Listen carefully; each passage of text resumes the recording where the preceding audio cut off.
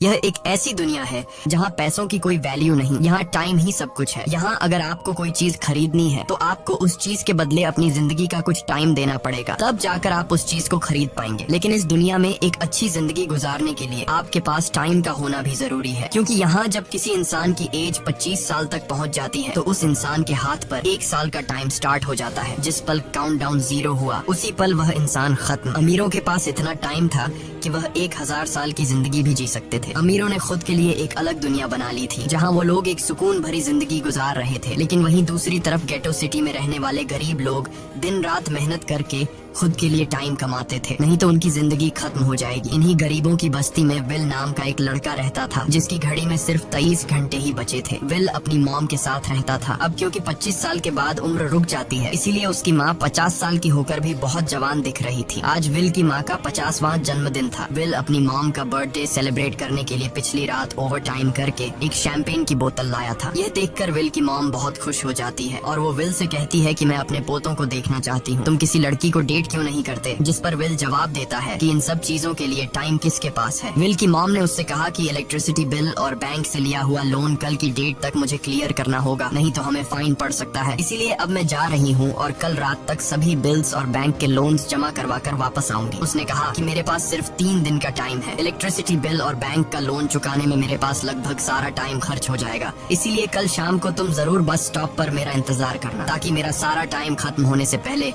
मैं तुमसे कुछ टाइम ले सकूं। इस पर विल ने कहा ठीक है, मैं टाइम पर पहुंच जाऊंगा। जाने से पहले विल की माँ विल के हाथ को छूकर उसकी बॉडी में 30 मिनट ट्रांसफर करती है ताकि विल अच्छा नाश्ता खरीद कर खा सके। इसके बाद दोनों अपने अपने काम पर निकल गए। रास्ते में विल के पास एक छोटी बच्ची आती है। वो विल को एक कैप्सूल देकर विल से उसका थोड़ा सा टाइम मांगती है। विल मुस्कुराते हुए उस छोटी बच्ची को कैप्सूल में अपनी जिंदगी का 5 मिनट का टाइम दे देता है और वह चली जाती है। यहाँ हमें पता चलता है कि यह लोग अपने टाइम को एक कैप्सूल में स्टोर भी कर सकते हैं, जिससे यह लोग कभी भी यूज और ट्रांसफर कर सकते हैं। इसके बाद विल काम के लिए फैक्ट्री पहुंच जाता है। काम शुरू करने से पहले वह कॉफी लेने जाता है, लेकिन वहाँ वह देखता है कि हर एक चीज का दाम डबल हो गया है। जहाँ पहले कॉफी 2 मिनट की मिलती थी, अब उसका प्राइस डबल होकर 4 मिनट हो चुका है। यहाँ पर कभी भी किसी चीज का भी दाम बढ़ा दिया जाता है बिना किसी अनाउंसमेंट के। ये बात विल को बहुत बुरी लगती है। मजबूरी में विल ने भी कॉफी के लिए अपनी जिंदगी के 4 मिनट पे किए और काम पर लग गया। दिन भर के काम के बाद रात के वक्त विल अपने दोस्त के साथ एक बार में जाता है। विल का दोस्त एक नंबर का शराबी था। वह हर वक्त शराब के नशे में टली रहता। विल का दोस्त विल को इशारे में बताता है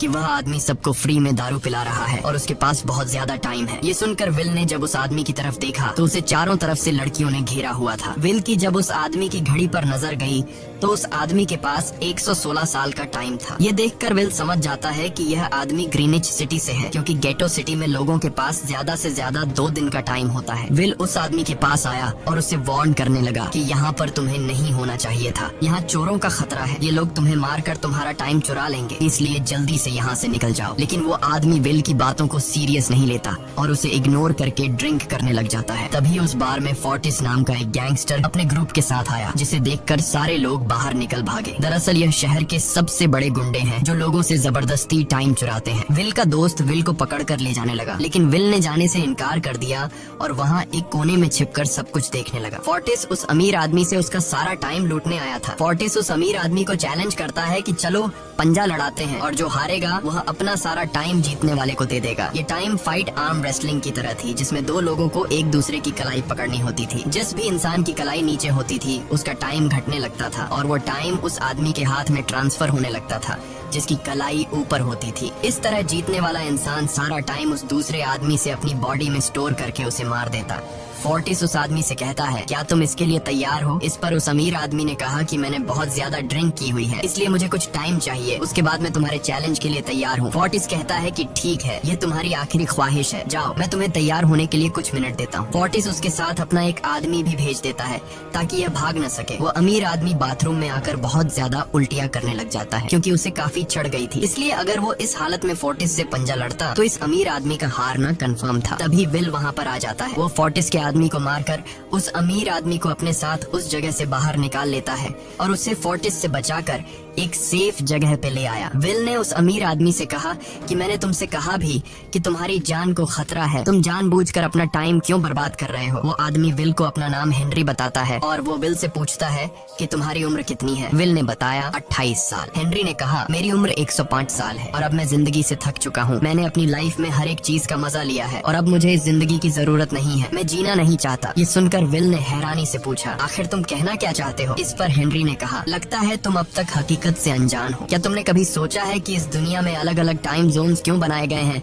आखिर क्यों तुम्हारे टाइम जोन गेटो में किसी भी वक्त चीजों के दाम और टैक्स बढ़ा दिए जाते हैं। दरअसल महंगाई जानबूझकर बढ़ा दी जाती है ताकि गरीब लोग मरते रहें और उनकी मौत का फायदा ग्रीनविच टाइम जोन के अमीर लोगों को होता रहे। असल में ये सारा सिस्टम उन्हीं का बनाया हुआ है। जरा सोचो वहाँ ग्रीनविच टाइम जोन में लोगों के पास जीने के लिए हजारों साल है, लेकिन यहाँ गेटो में तुम लोग हर रोज जीने के लिए मेहनत मजदूरी करते हो। ऐसा इसलिए है क्योंकि उन्होंने तुम्हें यह करने के लिए मजबूर किया है। वो लोग तुम लोगों को ज्यादा टाइम देना ही नहीं चाहते ताकि तुम लोग मजबूरी में उनके लिए काम करते रहो। वो लोग महंगाई बढ़ाकर तुम्हें ज्यादा से ज्यादा टाइम खर्च करने पर मजबूर करते हैं ताकि तुम्हारे टाइम से वो हमेशा की जिंदगी जी सकें। उन्होंने अपनी जिंदगी का हर एक दिन गरीबों की मौत से इकट्ठा किया है और मैं ऐसी जिंदगी बिल्कुल भी नहीं जीना चाहता जो किसी गरीब मजबूर इंसान की मौत से मिली हो। ये सब सुनकर विल समझ गया कि हेनरी बहुत ही नेक दिल इंसान है। हेनरी ने विल से आगे पूछा अगर तुम्हारे पास मेरे जितना टाइम होता तो तुम क्या करते। विल ने मुस्कुराकर कहा कि सबसे पहले मैं बार बार टाइम को देखना छोड़ देता, क्योंकि उस वक्त भी विल के पास सिर्फ 18 घंटे होते हैं। वो सोने से पहले, सोने के बाद, खाना खाते टाइम हर वक्त अपनी घड़ी देखता रहता है, क्योंकि मुझे डर लगता है कि कहीं मेरा टाइम खत्म न हो जाए और मैं मर न जाऊं। विल कहता है कि मेरी माम घर संभालने के लिए बहुत ज्यादा मेहनत करती है। अगर मेरे पास तुम्हारी तरह इतना ज्यादा टाइम होता तो मैं अपनी माम के लिए ग्रीनविच सिटी में एक अच्छा घर खरीदता और हम दोनों वहाँ पर खुशी से जिंदगी गुजारते। इसके बाद विल ने हेनरी से कहा आज रात हमें यहीं रुकना होगा, सुबह तक खतरा टल जाएगा, तब तुम वापस अपने घर लौट जाना। इसके बाद ये दोनों सो जाते हैं। सुबह उठकर हेनरी देखता है कि विल अभी भी सो रहा है। वो विल के पास आता है और उसके पास जितना भी टाइम होता है वो सारा का सारा विल को ट्रांसफर कर देता है और अपने पास कुछ ही मिनट बचाकर एक ब्रिज के ऊपर जाकर बैठ जाता है। विल जब नींद से जागा तो उसने देखा कि हेनरी वहाँ से जा चुका है।